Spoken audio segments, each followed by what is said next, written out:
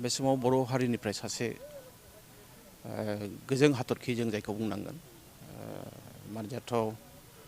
थरेन बर' जायनि मुङा आरो बे थरेन बर' बिथाङा बर' थुनलाइ आफादजों बिथाङा बर' थुनलाइ आफादनिबो 6 बोसोर आफादगिरिमोन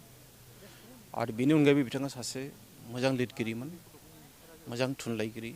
सासे मोजां भावगिरि आरो बेजों लोगोसे बिथाङा बर'नि सोमोन्दै असमिया रावाव गोबां लिरनानै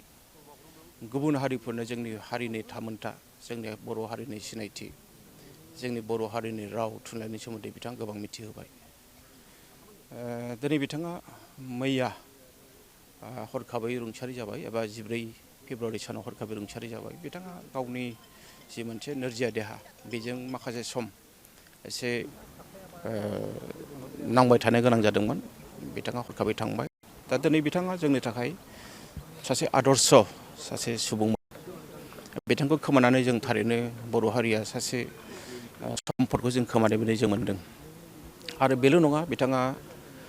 जोंनि साहित्य एकाडेमि बड'नि बिथाङा सासे लिरथुमगिरिमोन कनभेनरमोन बे हिसाबै जों थारैनो सासे बर' हारिनि मैखोम सुबुंखौ जों दिनै खोमानो गोनां जादों आरो दिनै जों बेवहाय नुदों जे जोंनि हारिनि गासैबो माहारि आफादफ्रा बेवहाय बाहागो लाफैदों बर' हारिनि जेसेबां आफादफोर दङ बेवहाय बाहागो लाफैदों आरो बिथांमोन बाहागो लानायानो खोन्थादों जे बर' हारिनि गेजेराव रुंसारि थरेन बर'नि जायगाया माबायदि बेखायनो आं दिनै बर' थुनलाइ आफादनि सासे आथिखालाव आङो बारग' होनना बुंनांगोन जे बारग' गाहाय नेहाथारि जिहेतु जोंहा एसे दासिमबो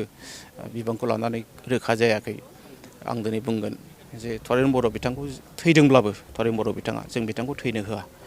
जों बिथांखौ बोरैहाय जों गोथाङै लाखिनो थाखाय जों नाजागोन मानोना बिथांनि जि हारियाव होनाय बिहोमा बे हारियाव होनाय बिहोमाया एसेल' नङा।